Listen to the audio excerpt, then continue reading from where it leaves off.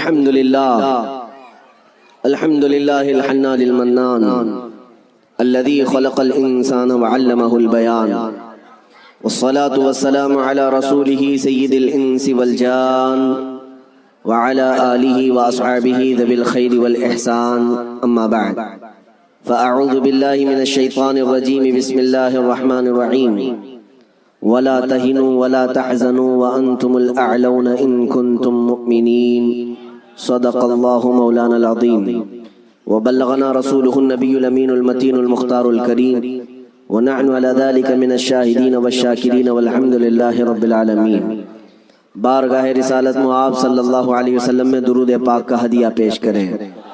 اللہم صلی علی سیدنا و مولانا محمد معدن الجود والکرم وآلہ واصحابہ الکرام وابنہ الکریم وبارک وسلم صلاة دائمة سرمدا ابدا۔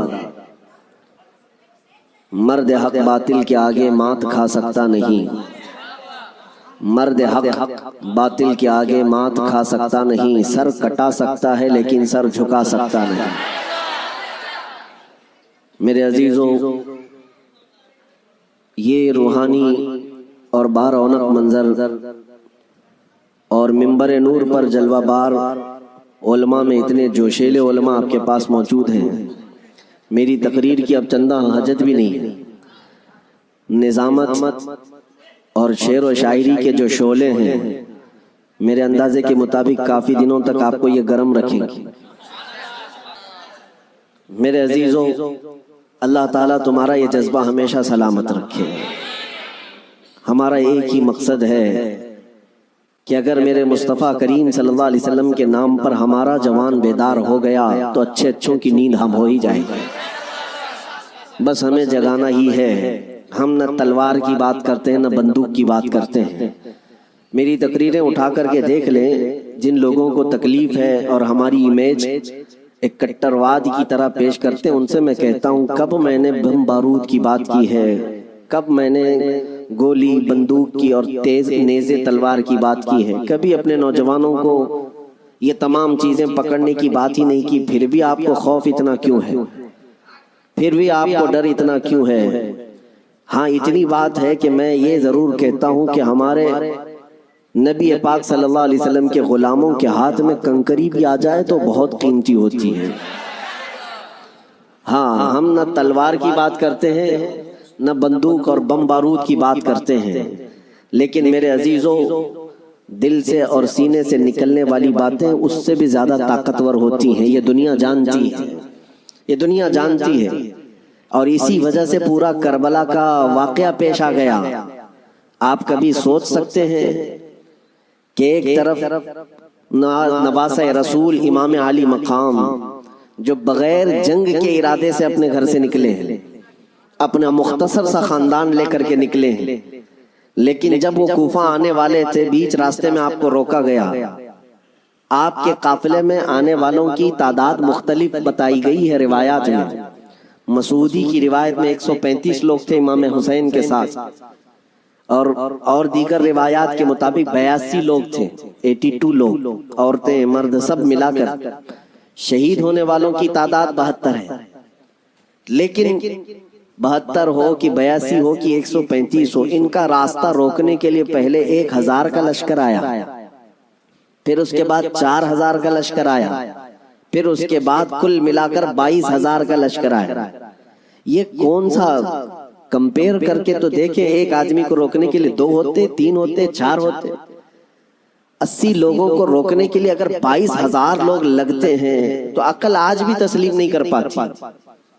نوجوانوں، تصور کرو، کیا آپ کے زمانے میں بھی، ہم تو 1400 سال پہلے کی طاقت نہیں رکھتے، کمزور ہو گئے، آپ کے زمانے میں بھی آپ سے اگر کہا جائے کیا 80 لوگوں کو روکنے کے لیے کتنے لوگوں کی ضرورت پیش آئے گی؟ آپ کہیں گے زیادہ سے زیادہ 800 لوگ، اور بھی اگر آپ کے اندر شدت ہے تو بولیں گے 8000 لوگ، لیکن یہ 22000 کی تعداد سمجھ میں نہیں آتی۔ یہ آپ کو آج بھی سمجھنے کی ضرورت ہے کہ دشمن کے اور باطل کے خیمے میں اہل حق کا رعب کتنا ہوتا ہے، اہل حق کا خوف کتنا ہوتا ہے۔ 1400 سال سے یہی نیم چلا رہا ہے، یہی دستور چلا رہا ہے. حق جماعت تھوڑی ہوتی ہے اور کفر کی طاقت بہت زیادہ ہوتی ہے، لیکن پھر بھی اہل حق کے دل میں خوف نہیں ہوتا کہ ہم 80 ہیں، بلکہ خوف انہی 22,000 کے دل میں ہی ہوتا ہے. آج بھی ہم دیکھ رہے ہیں الحمدللہ ہماری تعداد کم ہے، ہمیں آج مائنورٹی کہا جاتا ہے، ہمیں آج مائنورٹی کہا جاتا ہے. ہمارا حال تو یہ ہے کہ ہمارے پاس کچھ بھی نہیں، اسلحہ نہیں، بم بارود نہیں، طاقت نہیں. ہمارے تو نوجوان ڈپارٹمنٹ میں بھی نہیں، عہدوں پر بھی نہیں. ارے ہمارا حال تو یہ ہے کہ ہم حکومت کے تخت تک بھی نہیں پہنچ پاتے. ہمارا حال تو یہ ہے کہ سیاست میں ہماری کوئی نمائندگی نہیں، اور جو کچھ پہنچ بھی گئے بیچارے وہ کسی اور کی جھولی میں گر گئے. ہمارے پاس کیا ہے؟ مذہب و ملت میرے مصطفیٰ کے ناموس کی نمائندگی کرنے والا کون ہے؟ اکا دکا ہو سکتا ہے، لیکن یہی مائنورٹی ہو، اقلیت کی تعداد ہی ہے. ہمارے پاس کچھ بھی نہیں ہے. پھر میں پوچھتا ہوں یہ ٹی وی میں 24 گھنٹے صرف مسلمان ہی کیوں نظر آتے ہیں؟ میڈیا ان کا ہاٹ ایشو اگر آج کے زمانے کا ہے، کچھ بھی ہو، مسجد ہوگا، برقع ہوگا، داڑھی ہوگی، ٹوپی ہوگی، ہم ان سے پوچھتے ہیں میاں یہ تو بہت تھوڑے سے ہیں ہندوستان میں. ان کی حیثیت یہ ہے کہ پڑھے لکھے بھی زیادہ نہیں ہیں، عہدوں پر بھی زیادہ نہیں ہیں، سیاست میں بھی نہیں ہیں، لیکن پھر ٹیلی ویژن میں کیوں زیادہ ہیں؟ ٹی وی میں، نیوز میں یہ زیادہ کیوں ہیں؟ تو جانکار لوگوں کی طرف سے جواب آتا ہے کہ ساری دنیا آج تک وہ کربلا کا واقعہ بھول نہیں پائی ہے. کربلا کا واقعہ بھول نہیں پائی اس لیے کہ آج بھی ان کو ایسا لگتا ہے کہ اگر ایک بھی غلام حسین کھڑا ہو گیا تو پھر چاہے مقابل میں کروڑوں ہی کیوں نہ ہو، خطرہ اسی ایک سے ہی نظر آتا ہے. میرے عزیزو، ایک بات یاد رکھنا، ہم مومن ہیں اور ہمارے لیے موت کوئی حادثہ نہیں ہے.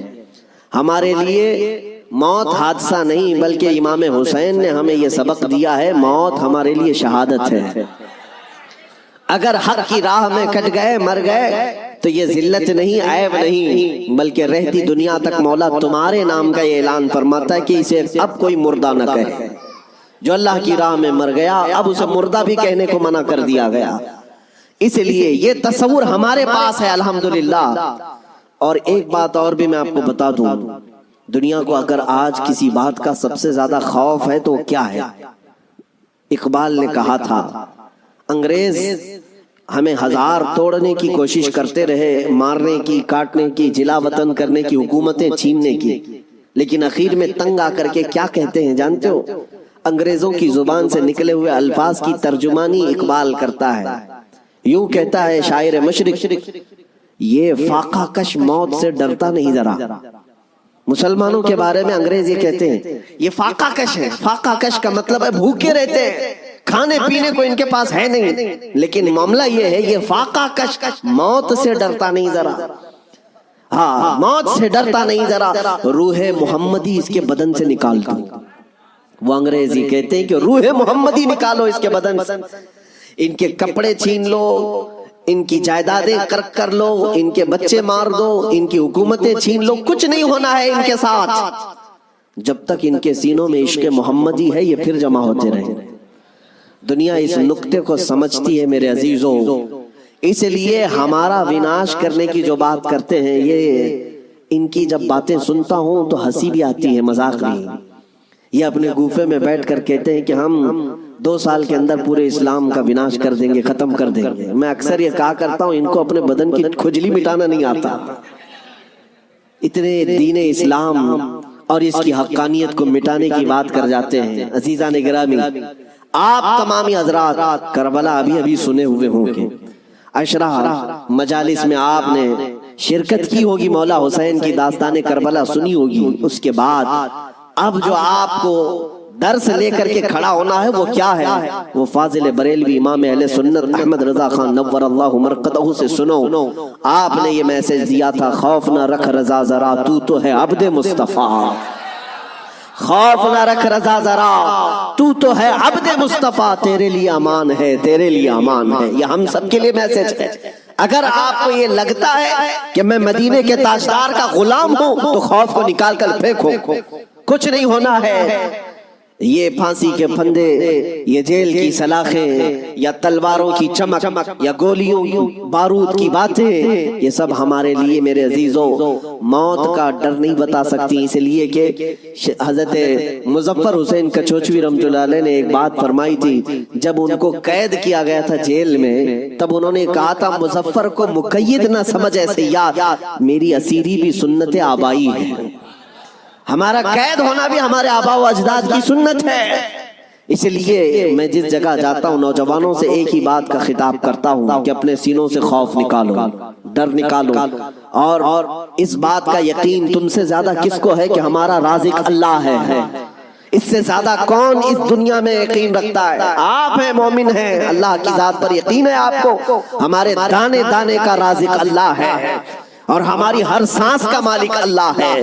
جب تک میرا مولا نہ چاہے یہ پوری طاقتیں مل کر کے میرا بال بھی نہیں نوچ سکیں گی، اور جب رب تعالیٰ کو منظور ہو تو ہم چونٹی سے بھی ہلاک ہو سکتے ہیں، یہ قدرت کے فیصلے ہیں۔ میں آپ کو بتاتا ہوں، سیدنا غوث اعظم عبد القادر جیلانی رضی اللہ تعالیٰ عنہ ممبر پر خطبہ دے رہے تھے، بڑا مجمع 70,000 کا مجمع، ممبر پر جب خطبہ دے رہے تھے، عین خطبے کے دوران چھت پر سے ایک نہایت ہی کالے قسم کا سانپ نمودار ہوا، جس کی ہیبت ایسی تھی کہ مجمع میں سے لوگ ادھر سے ادھر ہونے لگ گئے، اس سانپ کی دہشت سے لوگ گھبرا گئے، لیکن وہ سانپ چھت سے اوپر سے آتے آتے سیدھے سرکار غوث پاک کے کندھے پر آ گیا، غوث پاک کے کندھے پر آ گئے، نہایت ہی کالے قسم کا زہریلا سانپ جس کو دیکھ کر مجمع منتشر ہو رہا، غوث پاک خطبے میں مصروف ہیں، اور اس کے بعد وہ سانپ آپ کے گردن سے آپ کے جبے میں داخل ہوا، آستین میں گیا، سینے پر آیا،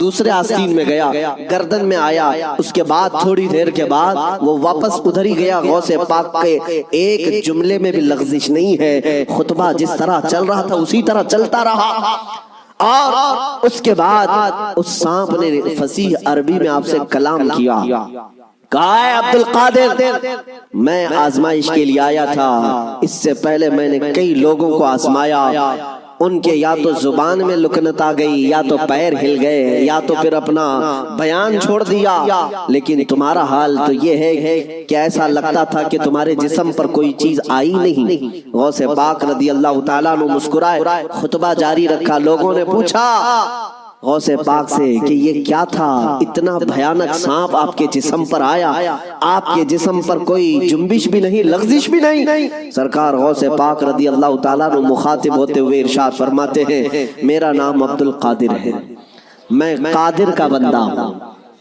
کس کا بندہ؟ قادر کا بندہ، قدرت پر یقین رکھتا ہوں۔ مجھے اس بات پر یقین تھا کہ اگر میری موت آنی ہے تو اس سانپ کے ذریعے سے آ جائے گی، میرے ہلنے سے بچنے سے میں بچ نہیں سکوں گا، اور اگر میری موت نہ آنا ہو تو اس طرح کے سینکڑوں سانپ بھی میرے جسم کا کچھ نہیں کر سکتے۔ موت و حیات کی قدرت صرف میرے رب ذوالجلال کے پاس ہے۔ میں اسی یقین کے ساتھ خطبے میں مصروف رہا، وہ تو امتحان تھا، ٹل گیا۔ عزیزان گرامی وقار، اس بات کا میں آج آپ کو اعلان کرنا چاہتا ہوں، اگر آپ قادری سلسلے سے بیعت ہیں تو غوث پاک کی اس استقامت پر قربان جاؤ۔ آج اس طرح کے زہریلے سانپ اگر تمہارے ارد گرد آ بھی جائیں، تمہیں اس بات کا یقین رکھنا ہے، موت و حیات کا مالک میرا پروردگار ہے، موت و حیات کی قدرت میرے رب ذوالجلال کے پاس ہے۔ اور یہ یقین میں آپ سے کہتا ہوں کہ غوث پاک کے مقام تک تو نہیں پہنچ سکتے، لیکن واقعہ عرض کرنے کا مقصد یہ ہے کہ ہم قادری غلام ہیں، قادری کتے ہیں، ان کی نسبت سے اگر ہمارے سینے میں تھوڑا بہت بھی اگر شجاعت کا جذبہ آ جائے تو میں سمجھتا ہوں کہ میرے عزیزو آج اس روئے زمین کا منظر ہی بدل جائے گا۔ لوگ دیکھ چکے تمہیں ڈرا کر کے، دھمکا کر کے، انہیں یہ اندازہ ہو گیا ہے کہ یہ تھوڑے پیسوں میں بک جاتے ہیں یا خوف سے تھر تھراتے ہیں، ڈر کر کے بھاگ جاتے ہیں، اس لیے دنیا تمہیں ڈراتی ہے، دھمکاتی ہے۔ لیکن جس دن تمہارے قدم ڈگمگانے سے رہ گئے، میں یقین کے ساتھ کہتا ہوں بجلیاں آئیں گی، طوفان آئیں گے لیکن تمہارا کچھ نہیں ہو سکے گا.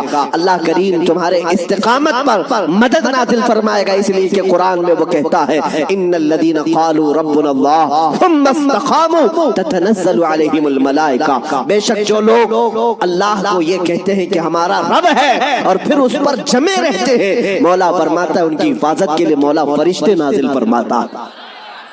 جمے رہنا، استقامت، ڈٹے رہنا، یہ آج تمہاری ضرورت ہے میرے عزیزوں.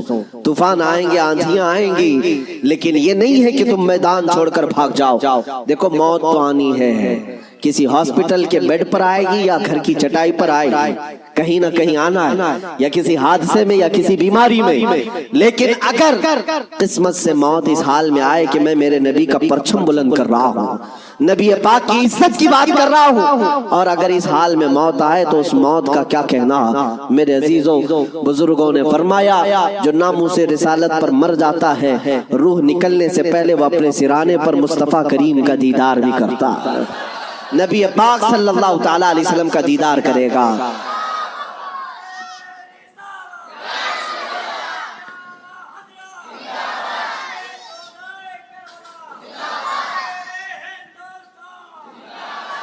آج میں آپ کے سامنے دو چند جھلکیاں بتاؤں گا. واقعات کربلا تفصیل سے بیان کرنے کا موقع نہیں ہے، آپ نے 10 روزہ مجالس میں تفصیل سے سن لیا ہوگا. دو چند ان کی جھلکیاں واقعات کربلا. اور ایک بات میں بتا دوں، کربلا کے واقعات ماتم کرنے کے لیے نہیں سنائے جاتے، ہاں صرف اور صرف واویلا مچھانے کے لیے نہیں. غم اپنی جگہ پر. میرے عزیزوں، ہم سے زیادہ غم کون کرے گا؟ مولا حسین کا. اس لیے کہ ہم اہل سنت و جماعت ہیں. ہم سردار نوجوانان جنت کے سردار سیدنا امام علی مقام کی شہادت کا کیا غم نہیں کرتے؟ غم ضرور کرتے ہیں. لیکن آج واقعات کربلا کو سننے والے اور بولنے والے دونوں کے لیے میں آج ایک بات بتا دوں، صرف اور صرف رونے دھونے کے لیے واقعات نہیں بیان کیے جاتے، بلکہ ہر بزدل کو جوان شیر بنانے کے لیے واقعات کربلا سنائے جاتے. بلکہ میں تو کہتا ہوں اگر بیان کرنے کا انداز، میں تو مقرر نہیں ہوں، میں خطیب نہیں ہوں، میرے پاس کوئی انداز بھی نہیں ہے، میں تو اپنی گفتگو کرنے کا عادی ہوں. لیکن اگر سچا غلام حسین کوئی ممبر سے بیان کرے، دیکھنا قسم رب ذوالجلال کی 80 سال کا بوڑھا بھی تمہیں 25 سال کا جوان نظر آنے لگ جائے. اس کا جذبہ جوان نظر آئے گا. مولا حسین کے واقعات سننے کے بعد میں آپ کو بتاتا ہوں، سیدنا امام علی مقام مکہ سے نکل کر کے کوفہ جا رہے تھے. بہتوں نے منع کیا آپ کو، لیکن آپ کے سامنے کوفہ کے خطوط موجود تھے. اتمام حجت کے لیے آپ تشریف لے جا رہے تھے. بیچ راستے میں کوفہ کا گورنر عبید اللہ ابن زیاد، حر بن یزید، یہ نام یاد رکھیں، حر بن یزید الریاحی کو 1000 کا لشکر دے کر بھیجا کہ حسین کا راستہ روک لو اور انہیں کوفہ کی طرف آنے نہ دو. دائیں بائیں ادھر ادھر چلاتے رہے. حر بن یزید کوفہ پہنچنے سے کافی پہلے ہی مولا حسین کا راستہ روک لی.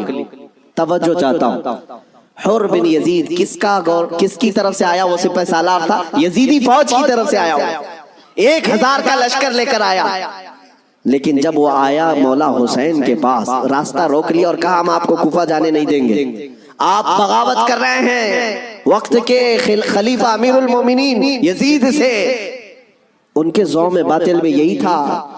اور اس کے بعد وہ راستہ روکے اتنی دور تک چلتا رہا، کبھی دائیں کبھی بائیں. امام حسین ایک جگہ پر جب پڑاؤ کرتے ہیں، ظہر کا وقت ہے، اذان ہوئی، نماز کے لیے جماعت قائم ہو رہی ہے. امام حسین نے اس حر بن یزید سے پوچھا جو 1000 لشکر کا سپہ سالار تھا، کہا ہم نماز پڑھنے جا رہے ہیں، ہم اپنی نماز پڑھ لیں، کیا تمہاری جماعت الگ ہوگی ہماری جماعت الگ ہوگی؟ حر بن یزید نے کہا نہیں، امام آپ ہی ہوں گے، ہم مقتدی ہوں گے، اقتداء ہم کریں گے. امام حسین مصلی پر ہیں، راستہ روکنے کے لیے جو آیا ہے یزید کا سپہ سالار، وہ اقتداء کر رہا ہے، 1000 لشکریوں کے ساتھ اقتداء کر رہا ہے. ظہر میں بھی، عصر میں بھی، مغرب میں بھی، عشاء میں بھی کنٹینیو جو نمازیں ہوتی ہیں، نماز امام حسین ہی پڑھاتے ہیں، اور راستہ روکنے کے لیے آیا ہوا یزید کا سپہ سالار اقتداء کر رہا ہے. میں علماء سے کہتا ہوں میرے عزیزو، بڑا عظیم نکتہ ہے، اگر حسین کے سچے وفادار ہو تو آج بھی ہزاروں یزیدی تمہاری بھی ابتدا کرنے کو تیار کرتے ہیں، مجبور ہیں۔ اگر سچے حسینی بن جاؤ تو اقتدا تو ہوگی، لیکن جو بات مجھے عرض کرنی ہے وہ یہ ہے، راستہ روکا اور اس کے بعد پھر پیغام آیا کہ امام حسین کو کوفہ کی طرف آنے مت دینا، کسی اور راستے کی طرف لے جاؤ، کسی اور راستے کی طرف وہ زبردستی لے گیا۔ پھر وہ میدان آیا جس کو کربلا کہا جاتا ہے، امام حسین وہاں اتر گئے اور ایسی جگہ پر آپ کو اتارا گیا جہاں پانی نہ ملے، دریا کے اوپر سارے یزیدی فوج کا قبضہ۔ اب سنیے، محرم کا مہینہ ہے، 7ویں آ گئی، 8ویں آ گئی، اس کے بعد یہ صلح مصالحت کی بھی باتیں چلتی رہی۔ امام حسین نے پیغام بھیجا تھا عبید اللہ ابن زیاد کو، 3 آپشن دیے تھے، کوئی قبول کر لو، لیکن وہ ظالم آپ کے خون کے در پہ تھے، مانے نہیں۔ 4000 کا لشکر دے کر بھیجا، پھر اس کے بعد تقریباً 15000 کا لشکر دے کر بھیجے، 15000 یا 16000 کا لشکر دے کر دوبارہ بھیجا۔ اب یہ 9ویں محرم آئی ہے، توجہ چاہتا ہوں، 22000 کا لشکر۔ امام حسین نے خطبہ دیا کہ میں تمہارے پاس جنگ کرنے کی نیت سے نہیں آیا، تم میری عظمت نہیں جانتے، میں فاطمہ زہرا کا بیٹا ہوں، حیدر کرار کا نور نظر ہوں، رسول اللہ کا نواسا ہوں، میرے خون سے اپنے ہاتھ رنگین نہ کرو، ان پر کوئی بات اثر نہ کرے۔ اس کے بعد حر بن یزید جو 1000 کا لشکر لے کر سب سے پہلے راستہ روکنے آیا تھا، وہ یزیدیوں کے پاس آیا اور کہا ان کی ایک بات تو مان لو، وہ جنگ کرنے نہیں آئے، اگر وہ صلح چاہتے ہیں تو ختم کر دیتے معاملہ۔ لیکن یزیدی فوج کے جو بڑے سپہ سالار تھے، عمرو بن سعد یا شمر، ان لوگوں نے کہا اے حر، تجھے مصالحت کرنے کے لیے نہیں بھیجا گیا ہے، تجھے فوجی بنا کر بھیجا گیا ہے، لڑنا ہے تو ہمارے ساتھ لڑو ورنہ یہاں سے دفع ہو جاؤ۔ جب یزیدی فوج کے بڑے سپہ سالاروں نے حر بن یزید کی بات نہیں مانی تو سنو، پورے مجمع میں وہی حر جو یزید کا سپہ سالار تھا اعلان کرتا ہے تمہاری سپہ سالاری تمہیں مبارک ہو، میں حسین کے خیمے میں جاتا ہوں۔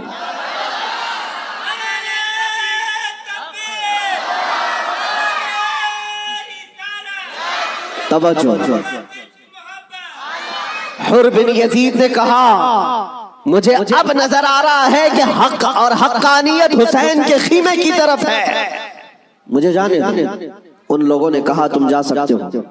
حر بن یزید کو پتا تھا حسین کے ساتھ جانے کا کیا انجام ہو سکتا ہے، 22000 کا لشکر جرار ہے اور ادھر صرف 80-82 لوگ ہیں۔ ایسے وقت میں ایک چھوٹی جماعت کا ساتھ کون دے سکتا ہے جہاں بھاری بھرکم لشکر سامنے موجود ہو؟ میرے عزیزوں، ایک چھوٹی جماعت کا ساتھ صرف وہی دے سکتا ہے جس کے سینے کو مولا ہدایت کے لیے کھول دیتا ہے۔ میں نے دیکھا ہے مصیبتوں کے وقت کون ہمارے ساتھ کھڑا ہوتا ہے۔ لوگوں کی نظروں میں بہت بڑی بڑی حکومتیں ہوتی ہیں، ارے بہت سارے لوگ تو ڈر جاتے ہیں ان کے ساتھ کھڑے ہو جائیں، فوٹو میں آ جائیں گے تو کل کیس ہمارے اوپر بھی ہو جائے گا۔ میرے عزیزوں، میں اپنی بات نہیں کرتا، لیکن ایک بات ضرور ہے، حق جماعت اگر اقلیت میں بھی کیوں نہ ہو، اللہ کی مدد آج یا کل اسی کے ساتھ ہوگی۔ اگرچہ آج وہ مظلوم نظر آئے لیکن اللہ تعالیٰ غالب فرمائے گا۔ حسین اعظم کے پاس حر بن یزید آ گئے۔ جس بات کی طرف میں تمہیں لے جا رہا ہوں اس کے لیے اتنا لمبا واقعہ بیان کرنا پڑا، جو اصل لب لباب ہے، جو خلاصہ ہے اس واقعے کا، وہ ابھی عنقریب بیان کرتا ہوں۔ نوجوانوں توجہ سے سنو، توجہ۔ حسین ابن علی رضی اللہ تعالیٰ عنہ کے پاس آ گیا حر بن یزید، قدموں میں گرا، کہا مولا مجھے معاف فرما لے، میں نے راستہ روکا آپ کا، میں آپ کو مجبور کیا اس میدان میں آنے کے لیے، لیکن میں آپ کے ساتھ اب اس وقت تک رہوں گا جب تک میری آخری سانس نہ آ جائے، میں آپ کی حمایت میں لڑوں گا۔ امام حسین نے اس سے کہا حر کہ میں نے تجھے معاف کر دیا، لیکن جا تو اپنے بیوی بچوں کے ساتھ، میری اس چھوٹی جماعت کے ساتھ رہے گا تو جان کا خطرہ ہے۔ حر بن یزید نے کہا میں نے جو راستے میں آپ کے ساتھ کیا اس کا کفارہ جان دینے سے بھی میں سمجھتا ہوں ادا نہ ہو پائے، اس لیے میں آخری سانس تک آپ کے ساتھ رہوں گا۔ رہا ساتھ میں۔ 10ویں محرم آ گئی۔ اب جو بیان کرنا ہے توجہ سے، جانتے ہیں صبح نکارہ بجا طبل بجے ادھر جنگ کی ابتدا ہوئی، یزیدیوں کی طرف سے عمرو بن سعد نے پہلا تیر چلایا اور اعلان کیا کہ ہم حسین ابن علی کے ساتھ جنگ شروع کر چکے ہیں۔ جنگ جب شروع ہو گئی، امام حسین رضی اللہ تعالیٰ عنہ کے اہل بیت کو کسی نے اترنے نہیں دیا، جو آپ کے ساتھی تھے، جو آپ کے ساتھ آئے ہوئے تھے، جو اہل بیت سے نہیں تھے۔ 5 صحابی رسول بھی ہیں مولا حسین کے ساتھ، صحابی رسول بھی تھے، وہ جب تک ساتھی رہے خاندان حسین سے ایک کو بھی میدان میں آنے نہیں دے۔ اور جانتے ہیں اس میدان کربلا میں پہلے اترنے والا کون تھا؟ وہی حر بن یزید، اور کس کی جانب سے؟ امام حسین کی طرف سے۔ ایک بات مولا قدیر و جبار کی تمہیں سمجھنا پڑے گا، اگر وہ ہدایت دینے پر آئے تو کفر کی طاغوتی طاقتوں میں سے بھی کسی کو ہدایت دے کر کے اس کو پاسبان اسلام بنا سکتا ہے، اور کبھی گمراہ کرنے پر آئے تو کعبہ کے قریب رہ کر کے بھی کوئی گمراہ ہو سکتا ہے۔ ہاں یہ بات سمجھ کر کے چلو، جب مولا تعالیٰ ہدایت دیتا ہے، ہم نے یہاں پر بھی دیکھا ہے کہ بابری مسجد کو شہید کرنے والے آتنکی بہت سارے تھے، لیکن ہم نے برسوں بعد ایک شخص کا نام سنا تھا کہ وہ دائرہ اسلام میں آیا اور نمازی بھی بنا، پابند بھی بنا، داڑھی بھی رکھا، بلکہ تبلیغ اسلام بھی کرتا رہا، تبلیغ اسلام بھی کرتا رہا، اور وہ یہ کہتا رہا ایک زمانہ وہ تھا جب میں ہتھوڑا لے کر کے گنبد کو توڑ رہا تھا، لیکن آج ایک زمانہ یہ ہے کہ میری پیشانی ہر جگہ سجدہ الہی کے لیے جھک جایا کرتی۔ مولا جس کو جہاں سے چاہے ہدایت عطا فرمائے۔ حر بن یزید امام حسین کی طرف سے پہلے میدان میں اترنے والے۔ اب میں آتا ہوں اسی بات پر جس کے لیے میں اتنا لمبا واقعہ آپ کو سنایا۔ مقابلہ دو بدو تھا، ایک کے بعد دیگرے مقابلہ تھا۔ حر بن یزید جب گھوڑے پر سوار ہو کر مقابلے کے لیے آیا تو یزیدیوں کی طرف سے پہلوان آتے رہے، سپاہی آتے رہے، مقابلہ کرتے رہے۔ یہ تنہا حر بن یزید کا مقابلہ صبح سے لے کر کے دوپہر تک چلتا رہا۔ باقی بہت سارے مقابلے ہوئے، تھوڑی تھوڑی دیر کے بعد سب جام شہادت نوش کرتے رہے، یہ زوال کے بعد، لیکن حر بن یزید کا مقابلہ صبح سے چلتا رہا۔ اور میں نے جب تاریخ میں یہ بات پڑھی تو مجھے حیرت ہوئی کہ تنہا حر بن یزید اکیلے گھوڑے پر آیا اور یزیدیوں سے ایک کے بعد دیگرے لڑتا رہا۔ گھنٹوں کے مقابلے کے بعد جن لوگوں کو حر بن یزید نے مارا تھا ان کی لاشیں گنی گئی تو 120 لاشیں پڑی ہوئی تھی۔ یہی بات مجھے کرنا ہے، یہی بات مجھے کرنا ہے۔ تنہا ایک حسینی 120 کو مار گرا سکتا ہے کربلا کے میدان میں۔ تم صرف یہ سنتے ہو کہ حسین اعظم کے بچے شہید ہو گئے، لیکن حسینیوں نے جن کو کاٹا ہے وہ کیوں نہیں سنتے؟ وہ کم نہیں تھے، بہتوں کو فنا فی النار کیا۔ اب جو بات کہنی ہے وہ یہ ہے، حر بن یزید خاندان حسین سے نہیں ہے، اہل بیت سے نہیں ہے، انصار میں سے بھی نہیں ہے جو ساتھی وہاں سے آئے تھے، بلکہ ایک دن پہلے توبہ کر کے حسینی بنا تو دوسرے دن کی طاقت کا حال یہ ہے۔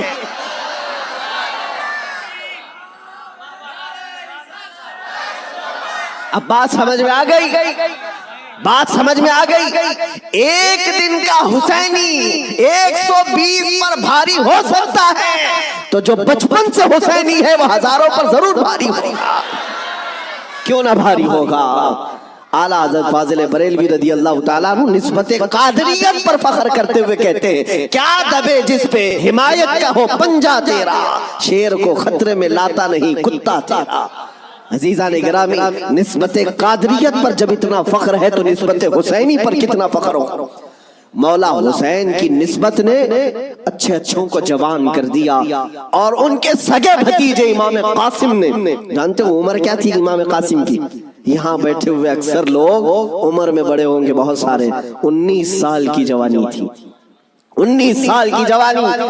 تاریخ نگاروں نے لکھا ہے امام قاسم جب گھوڑے پر بیٹھ کر کے آئے تھے تو یزیدی خیمے میں ایسی کھلبلی مچی، لوگ یہ کہتے تھے کہ قاسم بن حسن، امام حسن کے بڑے بیٹے امام قاسم، میں نے یہ بھی روایت پڑھی، امام قاسم جب گھوڑے پر صرف پہلو بدلتے تھے، پہلو بدلنے، گھوڑے پر ادھر سے ادھر اس طرح پہلو بدلنا، تو یزیدی خیمے کے لوگ کہتے ہیں جب قاسم بن حسن گھوڑے پر پہلو بدلتے تھے تو ایسا لگتا تھا کہ بجلی چمک رہی ہے، بجلی چمک رہی ہے۔ یہ خوف سینوں میں ہزاروں کے ہونے کے باوجود کس نے طاری کیا؟ میرے عزیزو، وہ رب ذوالجلال ہے، غالب حکمت والا، جس نے قرآن میں فرمایا وَلَا تَهِنُوا وَلَا تَحْزَنُوا وَأَنْتُمُ الْأَعْلَوْنَ إِن كُنتُم مُؤْمِنِينَ، تم گھبراؤ مت، پریشان مت ہو، مولا فرماتا تم ہی غالب رہو گے اگر تم سچے ایمان والے ہو، اگر تم میرے مصطفیٰ کریم صلی اللہ علیہ وسلم کے سچے غلام ہو۔ لوگ تو صرف کربلا کے میدان میں یہ دیکھتے ہیں کہ امام حسین کی شہادت ہو گئی، علی اصغر کی شہادت ہو گئی، علی اکبر کی شہادت ہو گئی، عباس علمبردار کی شہادت ہو گئی، یہ شہادتیں اپنی جگہ پر، لیکن اگر کمپیریزن میں میں بتاؤں کس نے کتنوں کو مارا تھا، کس نے کتنوں کو زخمی کیا تھا، تو پھر تمہیں پتہ چلے گا کہ وہ کٹ کر کے بھی فتح یاب تھے، وہ شہید ہو کر کے بھی فتح یاب تھے۔ اس لیے کہ یزیدیوں کے پاس بولنے کے لیے منہ نہیں ہے۔ اگر کسی یزیدی کو پوچھے کہ تم کس کے ساتھ لڑنے کے لیے گئے تھے تو یہ کہیں گے 80 لوگوں کے ساتھ۔ کتنے لوگوں کے ساز و سامان کے ساتھ گئے تھے؟ کہیں گے 22,000 کے ساتھ۔ تو دنیا آج بھی ہنسے گی، 80 لوگوں سے لڑنے کے لیے 22,000 گئے تھے، کیا کیا لے کر گئے تھے؟ ہاتھی بھی تھے، گھوڑے بھی تھے، نیزے بھی تھے، تلواریں بھی تھی، بھالے بھی تھے، سب تھا۔ پھر اگر تم سے پوچھا جائے ساز و سامان کے ساتھ سہولتیں کیا تھی، یزیدی کہیں گے پورا پانی ہماری طرف تھا، دریائے فرات بھی ہماری طرف تھا، کھانا بھی ہماری طرف، پانی بھی ہماری طرف۔ پھر دنیا پوچھے گی ادھر کے خیمے میں حسین کتنی تیاری کے ساتھ آئے تھے، تو تمہیں منہ جھکا کر کہنا پڑے گا ان کے پاس صحیح قسم کے نیزے اور تلواریں بھی نہیں تھی، اور گھوڑے اور ہاتھی اور اونٹ بھی نہیں تھے، ان کے پاس تو 3 دن کی بھوک بھی تھی، پیاس بھی، اور اس کے علاوہ ان نوجوانوں کے پاس بھوک و پیاس کی شدت کے ساتھ ساتھ ساز و سامان جنگ بھی نہیں تھا۔ تب دنیا آج بھی کہے گی بھلا اس کو جنگ کہتے ہیں، بھلا اس کو مقابلہ کہتے ہیں۔ وہ حسینی اگر تمہارے ساتھ مقابلہ نہ بھی کرتے تب بھی قیامت تک حسین کی فتح کا پرچم لہرا رہا ہوتا، لیکن آج دنیا یہ دیکھ کر کے بھی کہتی ہے، چلو تخت و تاج کے مالک ہونے کو اگر آج دنیا یہ کہتی ہے، طاقت والے فتح یاب ہیں، حکومت والے فتح یاب ہیں، تخت والے فتح یاب ہیں۔ توجہ سے یہ بات میں آج ذمہ داری کے ساتھ کہہ رہا ہوں، کل کو اگر مجھے کوئی پھانسی پر چڑھائے، کل کو اگر مجھے کوئی گولی مارے تو یہ بات میری یاد رکھنا میرے عزیزو، ظالموں کی حکومت زیادہ دیر تک نہیں چلتی۔ یزید کا تخت بھی تھا، تاج بھی تھا، حکومت بھی تھی، فوجی بھی تھے، سپاہی بھی تھے، لیکن آج جاؤ اس یزید کے تخت کو ڈھونڈنے کے لیے، محل کو ڈھونڈنے کے لیے۔ دمشق آج بھی موجود ہے، ملک شام آج بھی موجود ہے۔ دمشق اگر جا کر کے لوگوں سے پوچھو گے وہ تخت کہاں ہے جہاں سے حکومت کی جاتی تھی، یہاں سے بیٹھ کر کے کربلا کے ریگزاروں میں خون بہایا جا رہا تھا، یزید کہاں ہے، تخت کہاں ہے؟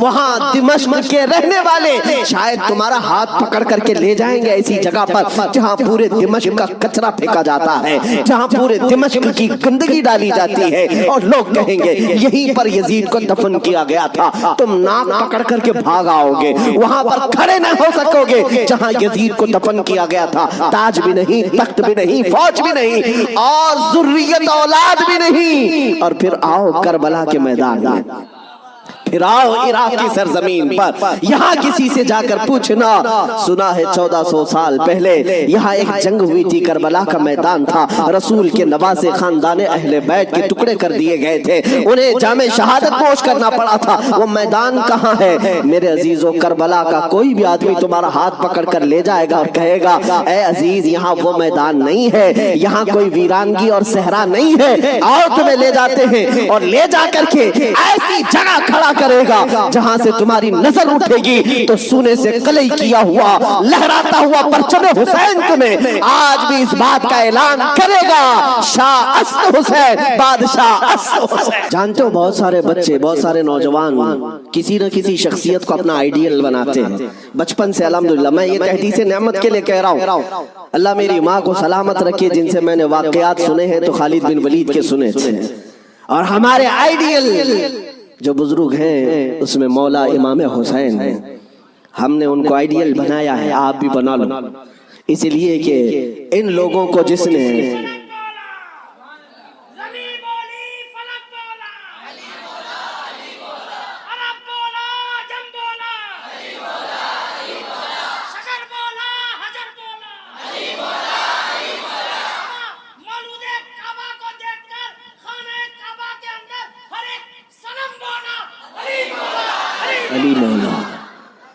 عزیزان گرامی وقار، آپ کو یہ بات یاد رکھنی ہوگی کہ جس نے جس کو آئیڈیل بنایا اور نمونہ بنایا ہے اس کے اندر اسی طرح کی عادتیں بھی آتی ہیں۔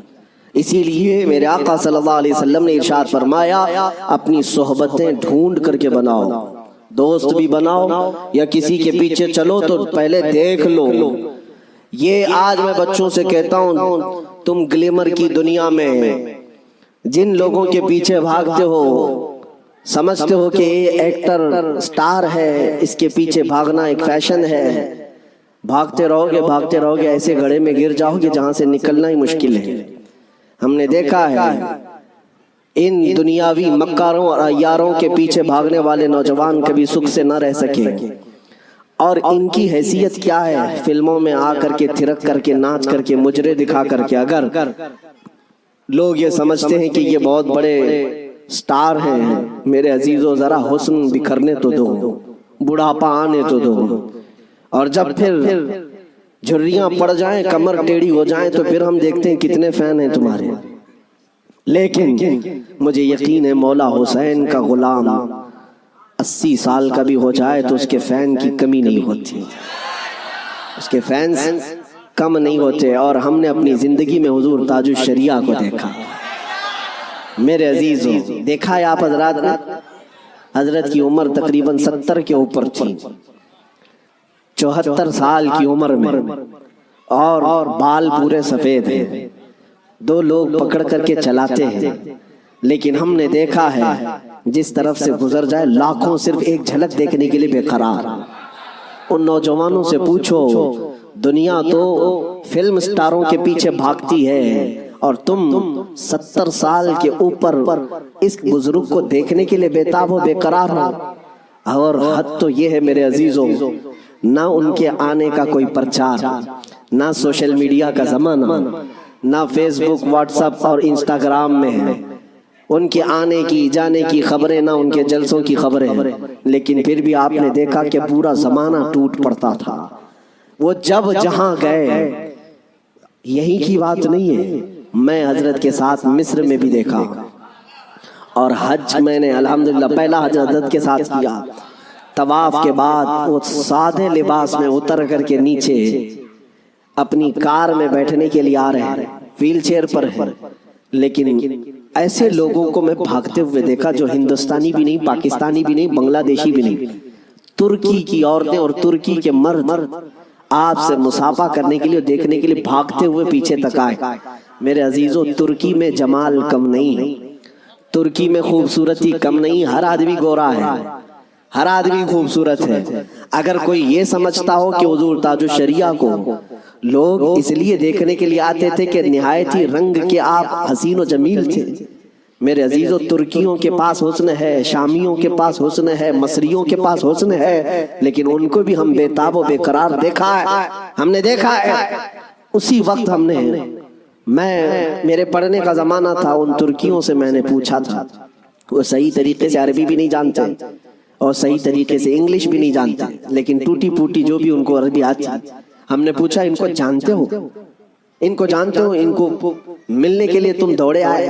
کہا جانتے تو نہیں، فوٹو میں کبھی دیکھا، فوٹو تو ہوتا ہی، کہیں کوئی ویڈیو دیکھا نہیں، پھر کیوں؟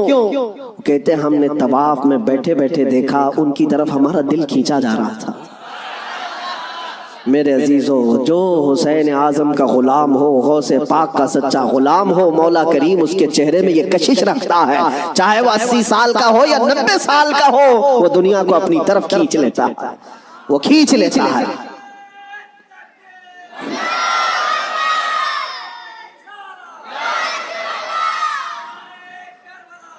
اب آؤ میں آپ کو بات بتا دوں، مر جانا، کٹ جانا، یہ ہماری انتہا نہیں ہے۔ اگر کوئی یہ سمجھتا ہے کہ ہمیں پھانسی دے کر کے یہ ختم کر دے گا تو اس کی خام خیالی ہے۔ یہاں پر انگریزوں کا دور تھا، 100 سال تک یہ اتنا ظلم کرتے رہے، ہندوستان میں آج بھی وہ تاریخ رقم ہے، لیکن سب سے زیادہ انہوں نے اگر کسی پر ظلم کیا تو مسلمانوں پر ظلم کیا انگریزوں نے۔ اور ان کو بھی آپ میں بتاؤں، آج پھر وہ دور ہمیں نظر آ رہا ہے ظلم کا، کسی ایک خاص کمیونٹی کو ٹارگٹ کرنا۔ انگریز ڈرتے تھے کس سے جانتے ہیں؟ جن لوگوں سے وہ ڈرتے تھے وہ کالا پانی کی سزا دیتے تھے۔ انڈمان نکوبار، جزیرہ انڈمان کو بھیجتے تھے، لیکن جزیرہ انڈمان نکوبار میں جو جیل ہے جہاں بھیجتے تھے، وہاں سب سے زیادہ اگر کسی کو انہوں نے بھیجا ہے تو وہ علماء اہل سنت کو بھیجا ہے۔ یعنی آج سے 100 سال پہلے بھی انگریزوں کے خیمے میں کھلبلی تھی تو علماء سے ہی تھی، حق بولنے والے علماء ربانیین، اور پھانسی پر چڑھایا ہے 30,000 علماء کو اہل سنت و جماعت کے۔ ایک بات میں آپ کو بتانا چاہتا ہوں، علامہ کفایت علی کافی رحمۃ اللہ علیہ مراد آباد شہر کے رہنے والے ایک عاشق رسول، ان سے انگریز اتنا ڈرتے تھے کیونکہ جانتے تھے کہ ان کی زبان سے نکلے ہوئے کلمات سے اچھے اچھوں کے دل بدل جاتے ہیں۔ ان کو پتا ہے عالم ربانی، عالم حقانی کی زبان کو وہ توپ سے زیادہ اہمیت دیتے ہیں۔ کوئی توپ اور بندوق سے مارے اس سے زیادہ اہمیت ان کو ایک عالم ربانی کی زبان سے نکلے ہوئے حق جملے۔ اسی لیے کفایت علی کافی کو گرفتار کرنے کے لیے جانتے ہیں کتنے لوگ آئے تھے؟ انگریز فوج کے 3,000 لوگ آئے تھے ایک عالم کو گرفتار کرنے کے لیے۔ ہمیشہ دنیا کے ظلم نے یہ بتایا ہے کہ یہ بزدل ہوتے ہیں، ہمیشہ بتایا ہے انہوں نے کہ باطل خیموں میں اکثر مادہ ہوتے ہیں، ان میں شیر نر نہیں ہوتا۔ ایک اہل سنت و جماعت کے عالم ربانی کو گرفتار کرنے کے لیے 3,000 کی فوج آئی اور گرفتار کیا، اور انہیں گرفتار کر کے سزائیں کیا دی تھی جانتے ہیں؟ ان کے جسم پر گرم استری پھیری جاتی تھی، اور جب ان کی چمڑی جل جاتی تھی تو نمک چھڑکا جاتا تھا۔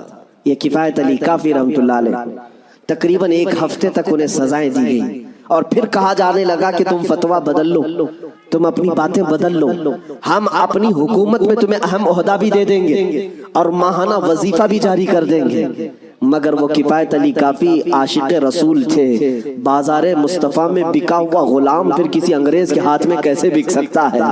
میرے عزیزوں، وہ کفایت علی کافی اعلیٰ حضرت سے پہلے کے ہیں، اعلیٰ حضرت سے پہلے کے 1857 کی بات کر رہا ہوں، غدر جس کو کہتے ہیں انگریز۔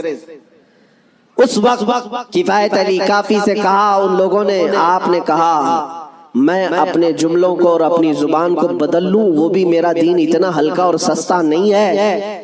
میرے جسم کو ابھی تم نے صرف استری سے پھیرا ہے، اگر ٹکڑے بھی کر دو تو میں اپنے اسی عزم پر باقی رہوں گا، اس لیے کہ کربلا کی داستان ہم نے بھی پڑھی ہے۔ میرے عزیزوں، کفایت علی کافی رحمۃ اللہ تعالیٰ علیہ کو 7 دن کے بعد تقریباً ایک چوراہے پر پھانسی کے لیے لایا گیا، اور سارا مجمع بھی تھا، پھانسی پر آپ کو چڑھایا گیا، اور اس عاشق رسول سے انہوں نے کہا تھا کہ اگر کوئی آخری خواہش ہے تو بتاؤ۔ ایک سچا عاشق رسول یہ نہیں کہتا کہ بیوی کو دیکھ لوں، بچوں سے بات کر لوں، جائیداد پراپرٹی کی وصیت کر لوں، بلکہ وہ کہتا ہے عاشق رسول پھانسی کا پھندا لگنے سے پہلے خواہش یہ ہے کہ ایک بار نعت رسول پڑھ لوں۔ اور پھر کہا گنگناتے ہوئے، کوئی گل باقی رہے گا نہ چمن رہ جائے گا، پر رسول اللہ کا دین حسن رہ جائے گا۔ اطلس و کم خواب کی پوشاک پہ نازاں نہ ہو، اس تنے بے جان پر صرف خاکی کفن رہ جائے گا۔ سب فنا ہو جائیں گے کافی وہ، لیکن حشر تک نام حضرت کا زبانوں پر چلن رہ جائے گا۔